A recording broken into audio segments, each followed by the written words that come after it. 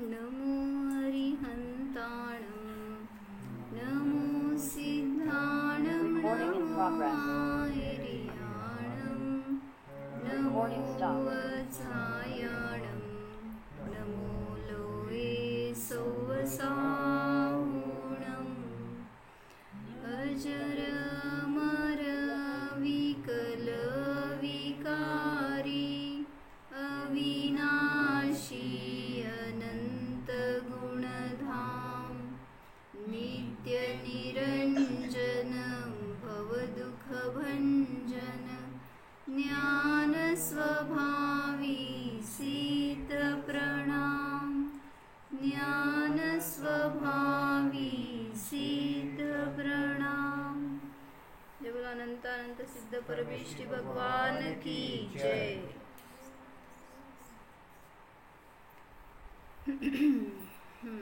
कालचं रिवाइज करताय। काल काय सांगितलं होतं?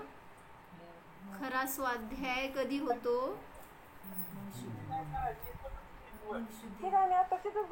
आणि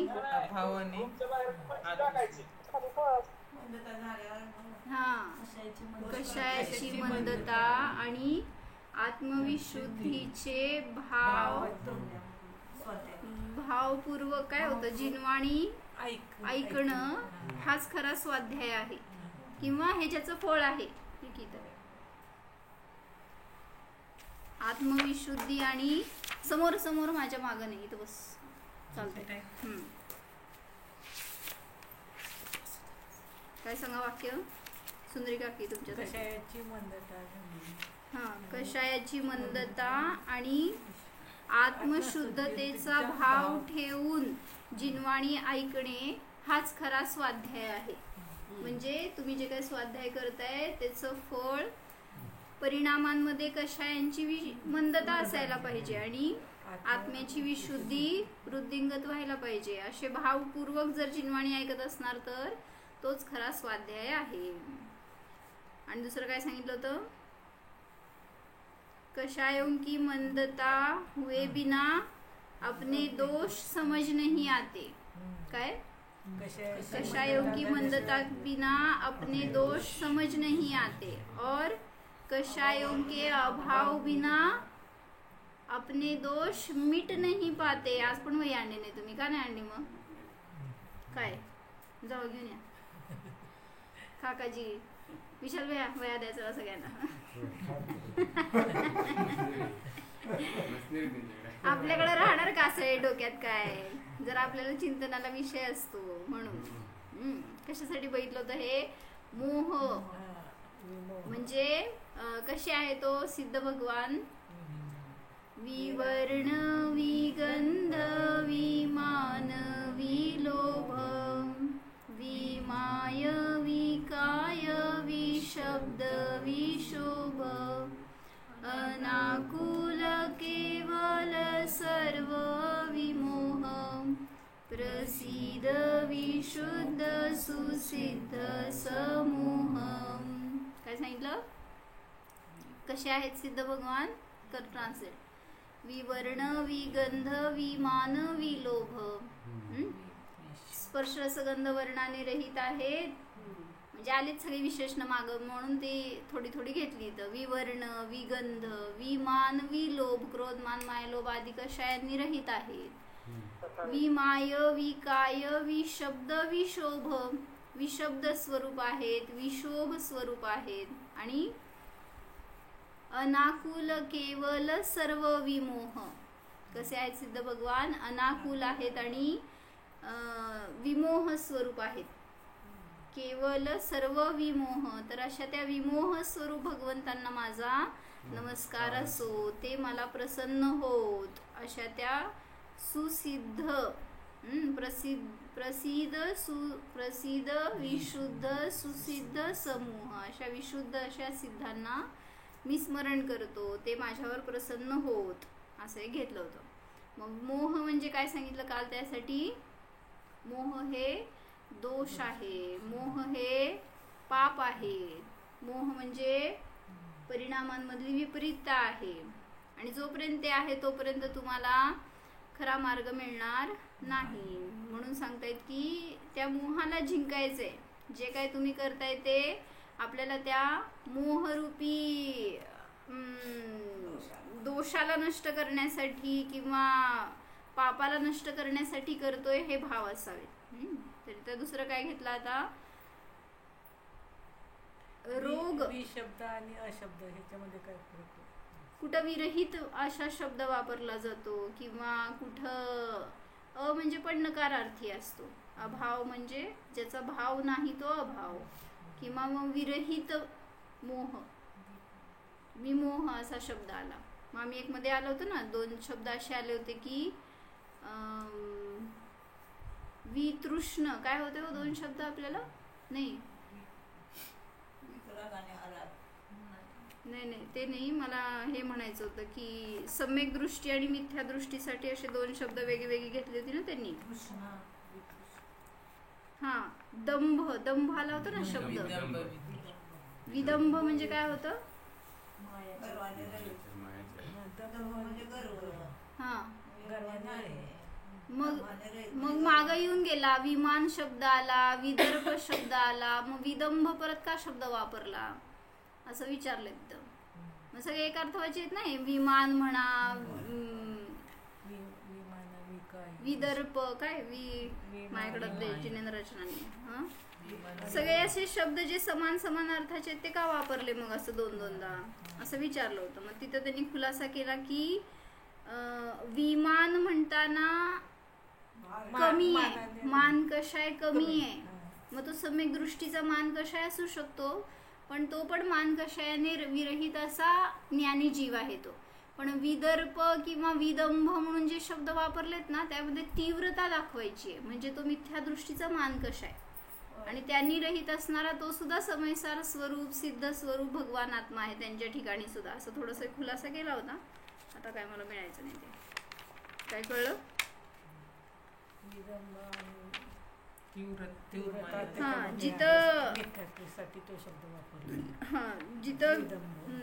जिथं तीव्र कषायांचा उल्लेख करायचा आहे तिथं त्यांना मिथ्यात्वीकडं न्यायचंय तो कषाय, आणि त्याने पण रहित आहे तो. जरी मिथ्या दृष्टी आहे तरी सुद्धा त्याचा आत्मा सुद्धा त्या विभावांनी रहित आहे, म्हणजे मान कषायाने म्हणा, आणि सम्यक दृष्टीचा आत्मा सुद्धा रहित आहे.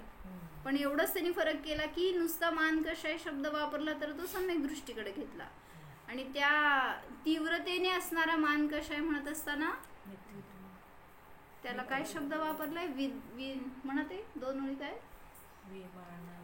नाही, विदंभ, वितृष्ण, विदोष, विनिद्र, परात्पर, शंकर, सार, वितंद्र.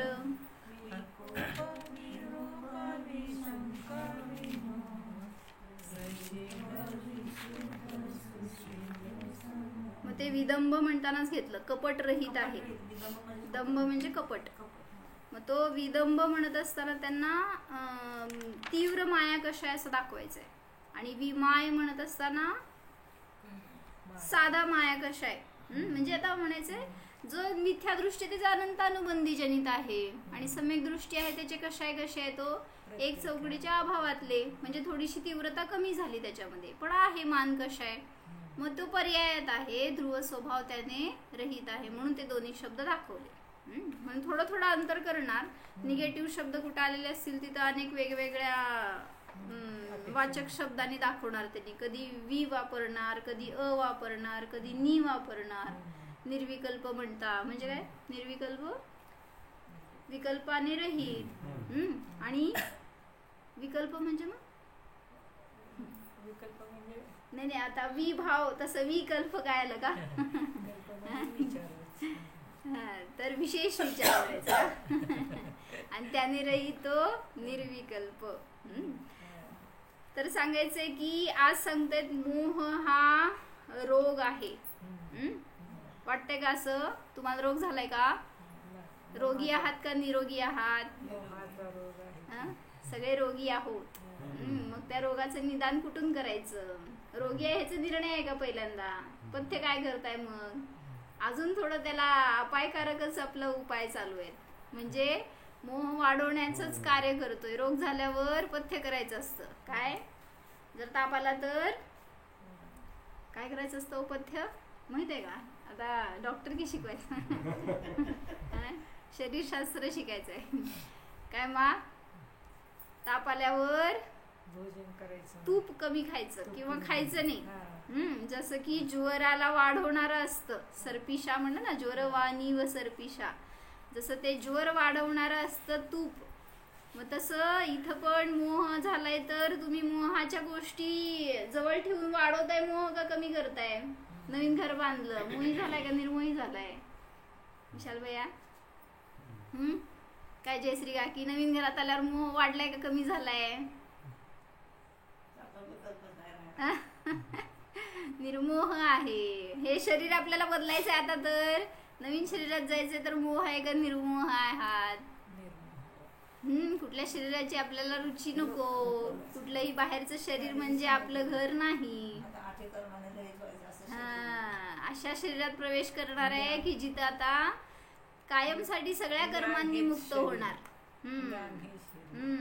तर सांगतायत म्हणून आता इथं की ज्ञानी रोग को नहीं राग को दूर करने का उपाय करता है. तुम्हाला रोग दूर करायचं नाही, बाहेर शरीराचे रोग असतात जे काय आहे ते, पण खरा रोग कुठला आहे हो? राग ही वास्तविक रोग है, मोह ही रोग है.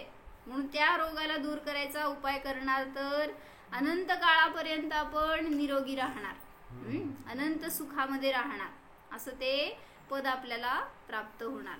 म्हणून थोडंसं आज मला त्याच्याविषयी एक पुराणातली कथा छान घेतली आहे की तो वडील आणि मुलगी ह्यांची दोघांची कथा आहे. त्याच्यामध्ये त्यांनी त्या मुलीचं रोल किती इम्पॉर्टंट होतं. ती मुलगी त्या वडिलांना स्थितीकरण करणारी असती आणि वडील मोही असतात. त्याच्यासाठी सांगितली. रत्नशेखर चक्रीची कथा आहे, बहुतेक तुमच्याकडं यावेळेस पंचकल्याण ह्याच्यामध्ये केली होती दशलक्षणमध्ये पोरांनी. तर काय सांगितलं की कशासाठी पंचमेरूची कथा आहे ॲक्च्युली. म्हणजे त्या चक्री जो रत्नशेखर चक्रवर्ती असतो ना, त्याला पंचमेरूचं दर्शन करण्याचे तीव्र भाव असतात आणि मग त्याला ते दर्शन घडतं का नाही घडत, किंवा मग त्यांनी काय काय केलं त्याच्यासाठी, त्याच्या पूर्वभावामध्ये त्याला काय काय उदय आले, हे सगळं त्यांनी त्या कथेमध्ये घेतलंय. तर सांगितलं की पूर्वभावातली ही कथा सुरू झाली आहे. भरत क्षेत्रामध्ये मृणालपुरी नावाचं नगर होतं. त्याच्यामध्ये श्रुतकीर्ती नावाचा ब्राह्मण आणि त्याची बायकोचं नाव असतं बंधुमती. काय? श्रुतकीर्ती ब्राह्मण आणि त्याची बायको बंधुमती. आणि त्यांच्या पोटी काहीतरी म्हणायचं पूर्वकृत त्यांच्या परिणामांचं फळ किंवा काहीतरी असे त्यांनी केलेले सत्कार्य असतील की त्याचं फळ त्यांना रत्नाप्रमाणे एक मुलगी जन्मली. तिचं नाव असतं प्रभावती. आणि हा प्रभावतीचा जीव म्हणजेच पुढच्या जन्मात होणारा चक्रवर्ती. तर ते काय म्हणले, कन्यारत्न का म्हणलं जाते? कन्यारत्न का म्हणलं जाते म्हणजे मला एकदा असं जयंती काका भेटले होते बरं का पंढरपूरमध्ये. आणि जयवती काकींच्या घरासमोरनं चाललो होतो आणि ते मायबरोबर बोलत होते. कोणतरी अजून 2-3 जण होते बरोबर. मग मला विचारले तुम्ही कोण कोण आहे, बहिणी भाऊ असं वगैरे. मग मी सांगितले. मग कोणतरी तुमच्यातलं कोणतरी होतं. तेजू भाभींच्या 4 मुली आहेत असं सांगत असताना तुला काय माहिती म्हणले कन्यारत्न असणं किती महत्वाचं असते, किती भाग्याची गोष्ट असते म्हणले कन्यारत्न असणं म्हणजे उगीच मला असं वाटलं की आपल्याला काहीतरी म्हणायला म्हणजे रत्न का म्हणलं हे मला विचारायचं होतं. तर ऍक्च्युली ते आम्हाला अध्यात्माच्या त्यांनी सांगायला लागले की जी रत्नत्रयाला प्राप्त करते अशी ती कन्या जन्मली, तिलाच कन्यारत्न म्हणलं जातं. तिलाच म्हणायचं, काय पूजाला म्हणू नका म्हणजे कोणाला म्हणायचं तर त्या रत्नांना जी जाणते, जी रत्नत्रयाला प्राप्त करते तीच खरी कन्यारत्न. किती कन्यारत्न आहे तो जयश्री काकी तर ती प्रभावती नावाची जी मुलगी होती तर ती फार शांत, परिणामी, सुंदर दिसायला किंवा सद्गुणी होती. आणि मग तिला विचारलं की तुला अध्यास तुला कुठं अध्ययन करायचंय असं त्यांनी विचारलं आई वडिलांनी. तुझी काय इच्छा आहे, तुला कुठं, पूर्वी असं शिकवायला ठेवायचे ना गुरुकुलांमध्ये वगैरे, त्यामुळं तिने विचारलं घरातल्यांनी की तुला कुठं शिकायचंय. मग त्यावेळेस ती काय म्हणती, तिच्यावर पूर्वीचे काहीतरी संस्कार आणि त्याच्यावश त्यामुळं ती हे भाव करते की जे मला अलौकिक आणि लौकिक दोन्ही शिक्षा देतील. लौकिक म्हणजे तुमचं बाहेरचं व्यवहारातलं, आणि अलौकिक म्हणजे जे तत्वज्ञानाचं, ज्ञानपूर्वक काय म्हणायचं, अध्यात्माचं शिक्षण मिळेल अशा ठिकाणी, म्हणजे अशा आरिका माताजींजवळच मला शिकायचंय. असं अजैनांची मुलगी म्हणते बरं का, ब्राह्मण होते ना ते, पण त्यांचे भाव असे की तिला पूर्वसंस्कारवश काहीतरी त्या भाव असे पूर्वीचे केलेले परिणाम की तिला हे भाव झाले की मला आरिकांजवळच शिकायचंय, त्या माताजींजवळच मला राहण्याचे भाव आहेत, तर तुम्ही मला इतर कुठं न ठेवता त्यांच्या ठिकाणी ठेवा. असं म्हणल्यावरती काय त्यांनी सगळीकडनं चौकशी करून वगैरे त्यांना माताजींचं सानिध्य मिळालं त्या दोघांना, आणि आनंद झाला त्यांना पण. म्हणजे पूर्वीचे लोक असे नव्हते की कोणाकडे चालली, असं कशाला आणि तिथं कशाला वगैरे. माहिती आहे की ते स्थान जर उत्कृष्ट आहे, तिथं काय आपली पोरगी वाया जाणार नाही आहे, तिच्यावर काय कुसंस्कार होणार नाही आहेत. त्यामुळं तर म्हणलं ना, जिनसेन पण कोण होते हो, जिनसेन पण जैन होते, आणि 2.5 वर्षाचा मुलगा, आणि तो काय करत होता, खेळत होता गोट्या, आणि ते म्हणलं ना एकावर एक त्यांनी गोट्यात, नाही ते भद्रभाऊंचं होतं, सॉरी भद्रभाऊंची गोष्ट होती वाटतं ती. म्हणजे त्यांनी एकावर एक 14 गोट्या रचल्या. विशाल बाया कधी रचलाय का? असल्या घरात तर बघा रचून येते का आपल्याला. आणि मग तिथूनच चालले होते मुनिराज, आणि त्यांनी बघितलं तर की असं तो कसं काय, इतका कुशलता कशी काय त्याच्या बुद्धीची, असं विचार करून त्याला मागितलं आई वडिलांना आणि घेऊन गेले. वडील पण तयार, लहान, एवढा लहान मुलगा म्हटलं तर विचार करतील कोण तर, पण नाही, आमचा मुलगा योग्य शरणात चाललाय म्हटल्यावर मागचा पुढचा विचार नाही, घेऊन जावा म्हणून सांगितलं. आणि मग सगळं शिक्षण झाल्यावर परत त्यांना विचारलं जात आहे, मुलांना जे काही शिकणारे असतात, की तुम्हाला घरी जायचंय का इथंच राहायचंय का इथून पुढे शिकायचंय, हे सगळं त्यांना विचारलं जातं. मग त्यांनी व्यक्त केले भाव, जिनसेन का कोण, भद्रभाऊंचं मला लक्षात येईना, त्यांनी म्हटलं की मला इथं राहायचंय, पण तरी सुद्धा गुरूंनी सांगितलं की नाही, तुला पहिलं माता पित्यांची परमिशन आणावी लागेल की तुला इथं राहू देत नाही, त्यांची इच्छा आहे का अजून काय तुला पुढं न्यायचंय ठेवायचंय, हे सगळं तू त्यांची परमिशन घेऊन ये. मग ते गेले तर आई वडिलांनी सहर्ष स्वीकृती दिली. काय म्हणते सुंदरिका की जा, तू काय अयोग्य ठिकाणी नाही आहेस, जिथं राहशील तिथं ते योग्य स्थान आहे असं. कशासाठी सांगत होते? तर ती प्रभावती गेली अशा माताजींच्या जवळ की जिथं तिला दोन्ही प्रकारची विद्या मिळणार होती. आणि हळूहळू काय झालं, ती विद्या ग्रहण करत करत मोठी झाली. तिला त्या बाहेरच्या सगळ्या लौकिक शिक्षणाबरोबर अलौकिक ज्ञानाची सुद्धा ओढ लागली होती, आणि तशी प्राप्ती पण झाली. म्हणजे काय म्हणायचं, पात्र जीव असतो ना, त्याला बरोबर तसं खाद्य मिळालं की आनंद होतो. आणि मग सगळ्या विद्या ती शीघ्र ग्रहण करत गेली, आणि त्याच्यानंतर मी ज्ञान मात्र जीव आहे ही विद्या सुद्धा तिला प्राप्त झाली. 8 वर्षे क्रॉस्ड, तर तत्वज्ञानाने ती परिपूर्ण झाली. आणि मग त्याच्यातून पुढे जाऊन सतत त्या माताजींच्या संस्काराने मी म्हणजे राग नाही आहे, द्वेष नाही आहे, माझ्यामध्ये कर्म नाही, शरीर नाही, हे असं सगळ्या प्रकारचं ज्ञान आणि संपूर्ण विद्यांची तिला प्राप्ती झाली. म्हणजे सर्वांगीण आता तिला विद्या ग्रहण झाल्या. ऍक्च्युली तिला जे ग्रहण करायचं होतं ना, ते त्यासाठीच ती आली होती तिथं. त्यामुळं ते सगळं आत्मसात करत करत ती त्या माताजींच्या सहवासामध्ये राहू लागली. एक दिवस काय झालं, माताजी कर्णानुयोगाचं शास्त्र शिकवत होते. कर्णानुयोगामध्ये काय येतं, 3 लोकाची रचना, किंवा काय तुमच्या जम्बूद्वीपामध्ये असणारी सगळी रचना, संख्याद्वीप समुद्र, मग त्यामध्ये निघालं वर्णन पंचमेरूचं, काय रुचल की पंचमेरू कुठं आहेत, कसे असतात, त्यांचं काय स्वरूप आहे, त्याची का महिमा आहे. काय महिमा विशाल भैया? कुठे आहेत 5 मेरू? अकलूज मध्ये. कुठे आहे तो पंचमेरू? कुठे आहेत धनुषिका की? हा, 2.5 द्वीपामध्ये सांगितलं ना. जम्मू द्वीपामध्ये 1 मेरू, सुदर्शन मेरू. मग बाजूला लवण समुद्रानंतर धातकी खंड आहे, त्याच्यामध्ये 2 मेरू.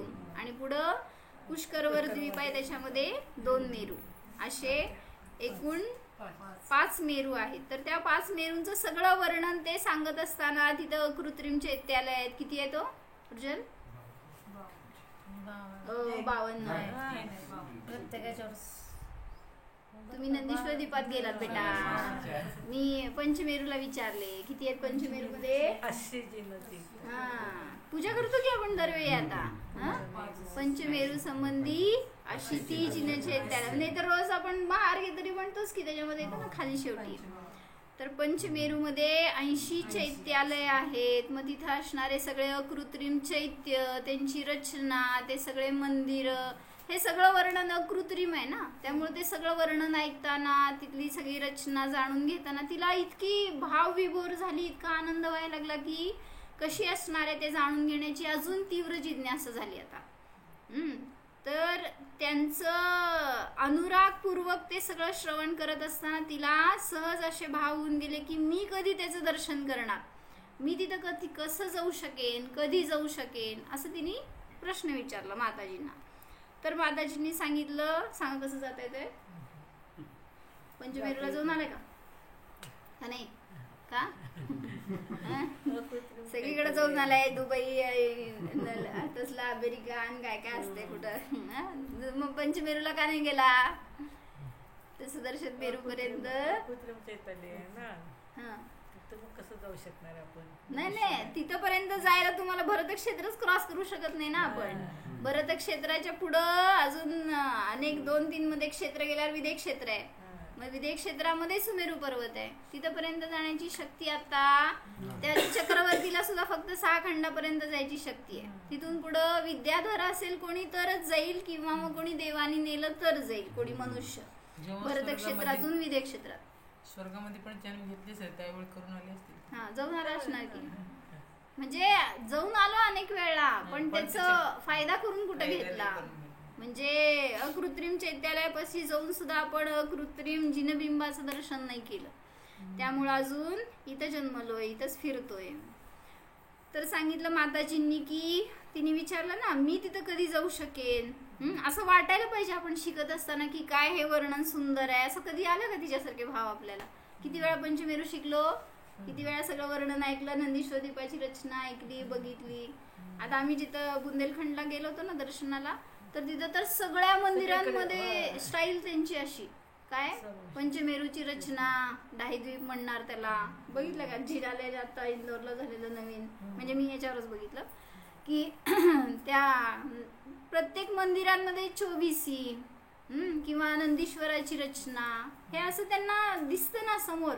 मग ते दर्शन केल्यावर पण तिथं असं वाटत होतं की आपण पंचमेरूचे दर्शन करतोय, नंदीश्वराचं दर्शन करतोय. असं भाव पूर्ण करा ना, ऍटलिस्ट इथं तरी दर्शन होईल.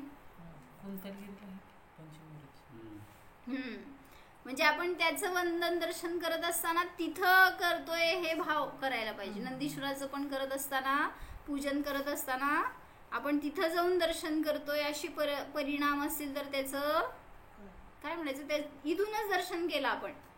हमे सकती सो नाही हा करीत हा पणा म्हणतो ना, तिथं जाण्याची शक्ती नाही म्हणून आम्ही इथं स्थापना करतोय, इथं पूजन करतोय. मग तिने विचारलं मी तिथं कधी जाऊ शकेन, कसं जाऊ शकेन, मला सांगा, मला फार इच्छा आहे त्या पंचमेरूचं दर्शन करण्याची, तिथं जाऊन वंदना करण्याची. तर माताजींनी सांगितलं तिथं फक्त विद्याधर, देव किंवा अजून कोण जाऊ शकतं? रुद्धिधारी मुनी. कुठले रुद्धिधारी मुनी? बर चारण रुद्धिधारी मुनी म्हणा, त्याच्यामध्येच येते ती विद्या. तर असे कुठले वृद्धी संपन्न मुनी असतील तर त्यांनाच फक्त तिथं जाण्याची शक्ती आहे.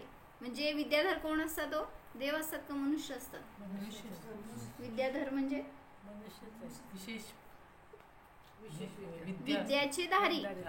त्यामुळं ते आकाशात गमन करू शकतात, विमानांमधून फिरू शकतात, पण मनुष्यच असतात, देव नाही आहेत ते. विद्याधर असतील कोणी तर ते जाऊ शकतील, किंवा देव जाऊ शकतील, किंवा वृद्धिधारी मुनी.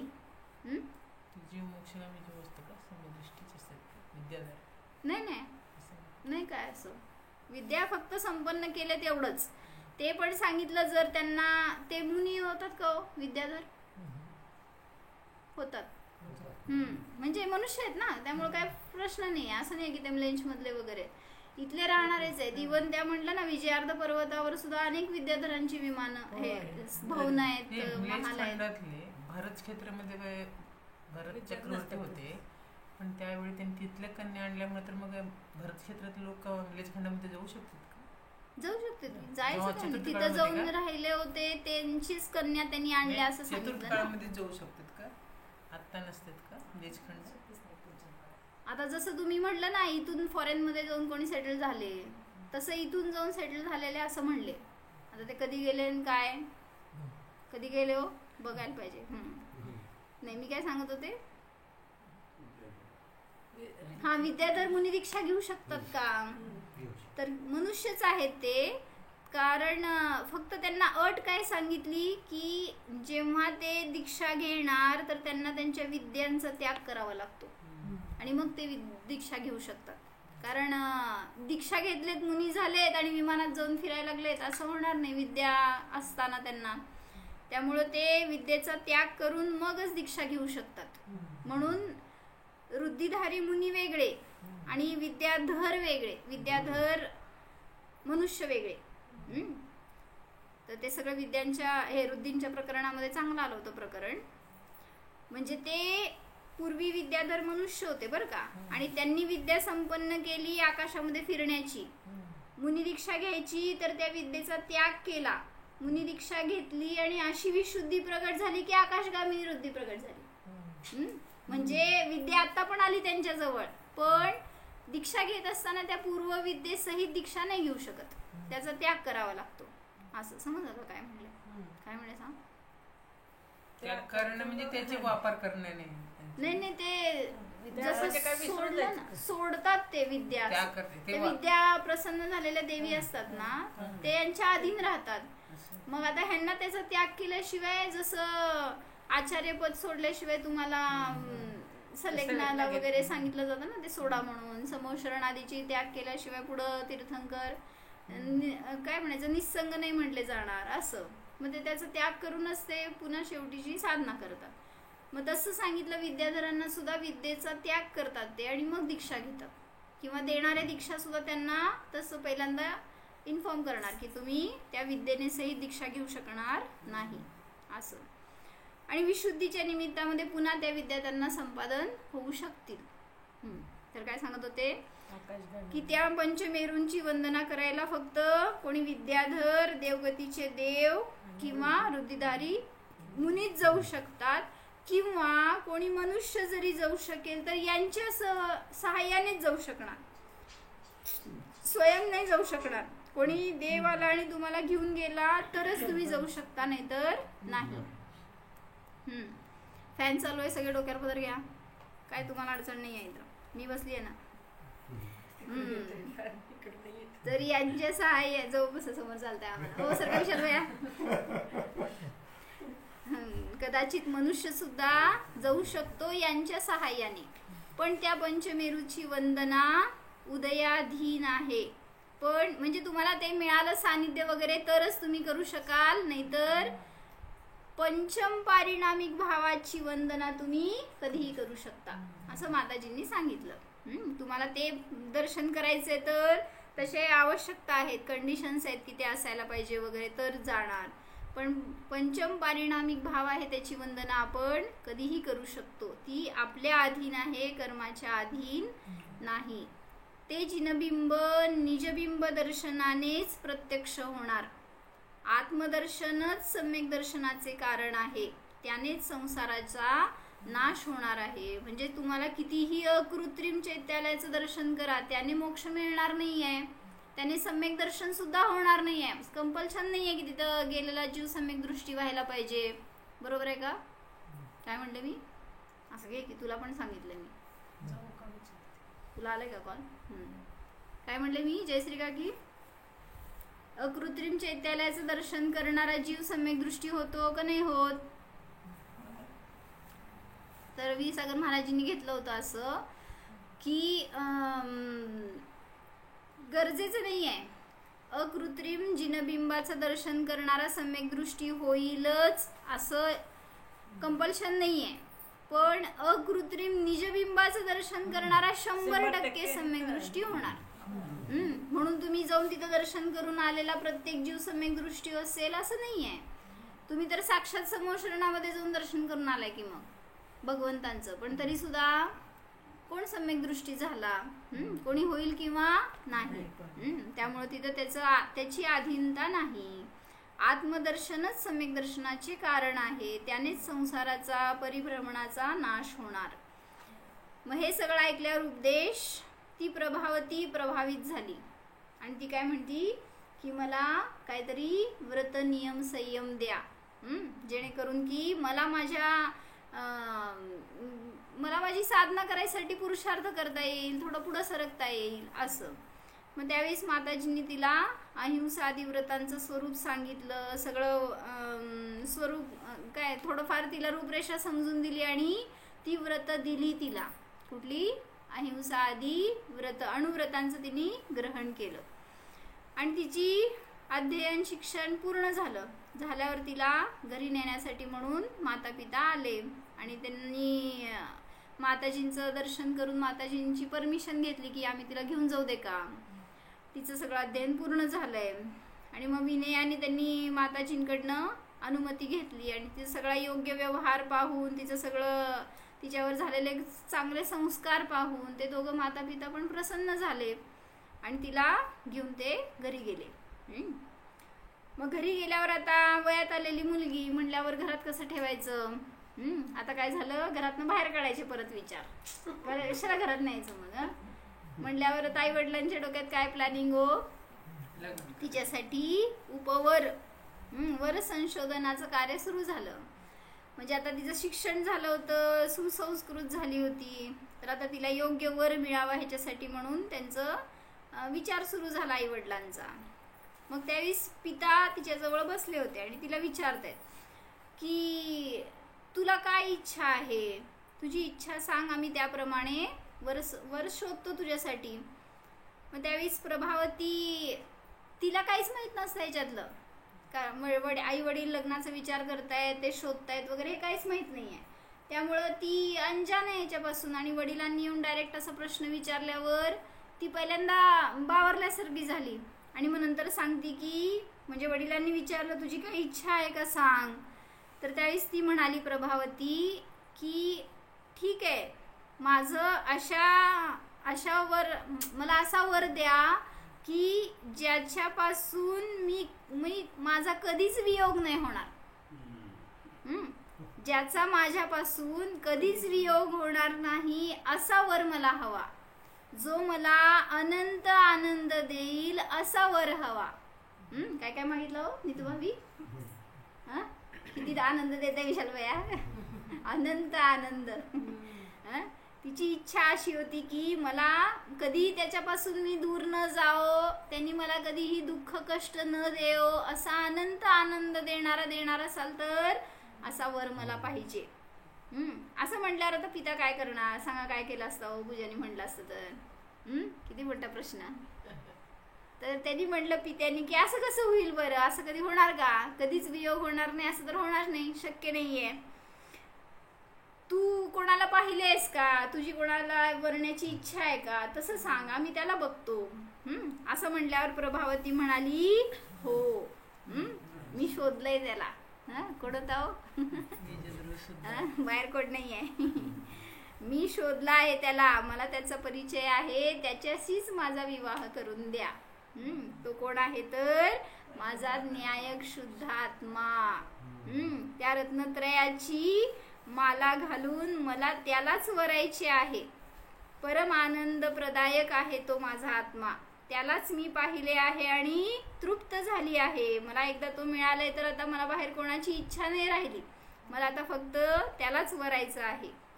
त्या आनंदाला मला सोडायचे नाही. या संसारामध्ये सुखाची, छान सांगितलं वाक्य, मला सांगायचंय काय, या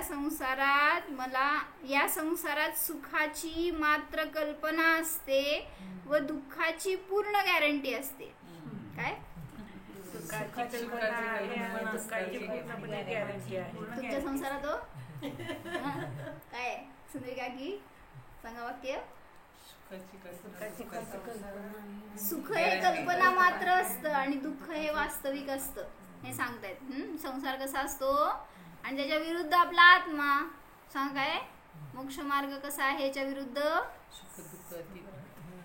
सुख हे वास्तविक आहे आणि दुःख कल्पना मात्र सुद्धा नाहीये, म्हणजे दुःख विचारायला सुद्धा नाहीये. असा तो आपला मोक्ष मार्ग निरंतर सुख देणारा आहे. म्हणून संसार म्हणजे सुख मात्र कल्पनेत आहे आणि दुःख मात्र दुःखाची पूर्ण गॅरंटी आहे. मोक्ष मार्गामध्ये सुख 100% मिळणारच. त्यामुळं मला आता बाह्य विषय रुचत नाहीत. मला कोणाला वरण्याची सुद्धा इच्छा नाही. जिनवाणी मला मिळाली तर तिच्या निमित्तात माझ्यामध्ये आता शुद्ध आली आहे. काय म्हणायचं, मला आता समजलंय की खरं काय खोटं काय, शरणभूत काय आहे आणि कोणाचे शरण जायला पाहिजे. मग मला आता शुद्ध आली आहे तर मला बेशुद्ध व्हायचे नाही. आता मला माताजींच्या निकट जाऊन दीक्षा घेण्याचे परिणाम आहेत. कोण म्हणतंय हो, अजैन आहे. पण संस्काराचं फळ किंवा काय सानिध्याचे परिणाम कसे संस्कारित झाले तिच्यावर सानिध्याच्या निमित्तात, की तिला आता आत्म्याची ओढ आहे किंवा दीक्षा घेण्याचे परिणाम आहेत. सगळं त्यागण्याचे, संसाराच्या विषयी जरा सुद्धा आसक्ती नाहीये. अशा परिणामांनी ती प्रसन्न राहत होती. आणि मग अशी तिची दृढता बघून तिची माता प्रसन्न झाली तिच्यावर. म्हणजे ऍक्च्युली आई मोही असती जास्त, आई अडवण्यासारखी असती, पण बंधुमतीचे पण परिणाम तेवढेच कोमल होते, म्हणजे तिची आई. आणि तिला त्यामुळे तिची सगळी दृढता पाहून, तिचे असे भावना पाहून तिला आनंद झाला. पण पिता मोही होते. एक असते घरात कोणतर, आई नाही तर वडील खेचणार. त्यावेळेस पिता म्हणाले की काय पण असू दे घर सोडून जायचं नाही. आमच्या पित्यासारखंच बोलले. काय करायचं ते कर, घरात बसून कर. म्हणजे त्यांनी सांगितलं, हे पुत्री तुला काय करायचंय कर, पण घर सोडायचं नाही, घरातच राहायचं. मग तिने काय केलं, वडिलांचं ऐकायचं का माताजींकडे जायचं, काय करायचं तुम्ही सांगा. चला तुमच्या मुलीने विचारलं तुम्हाला असं तर विशाल भैयाला मुलगी नाही म्हणून टेन्शन नाही आहे. असती असं समजा आणि विचारली असती, काय केलं असतं विशाल भैया.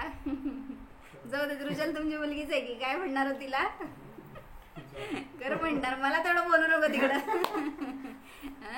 म्हणजे तिथं ती म्हणाली की मला तर त्याच सानिध्यात राहायचंय, मला माझ्या आत्म्याचं कल्याण करायचंय. पण तिथं पिता मोही होते आणि त्यामुळे ते म्हणाले की तुला काय करायचंय ते सगळं इथं कर, पण घर सोडून जायचं नाही.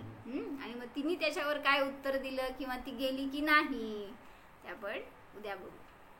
मोहाची गोष्ट आहे, त्यामुळं थोडंसं निर्मोहता येऊ देत की आपल्यामध्ये. आणि त्यापूर्वक मग ऐका तर अजून थोडंसं मोहाचं झटके समजतील, काय मिळाले त्यांना किंवा त्याचं फळ काय मिळालं. म्हणून निर्मोह साधना करा.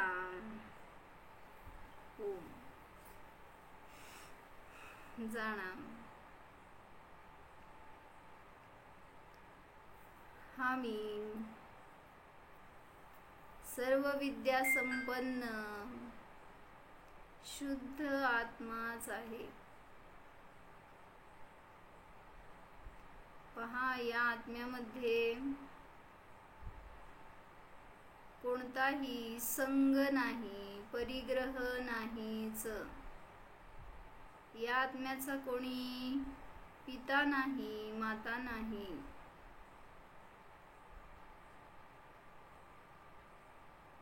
हा मी तर निसंग आहे, अनादि अनंत एकटाच आहे. आनंदाने परिपूर्ण आहे.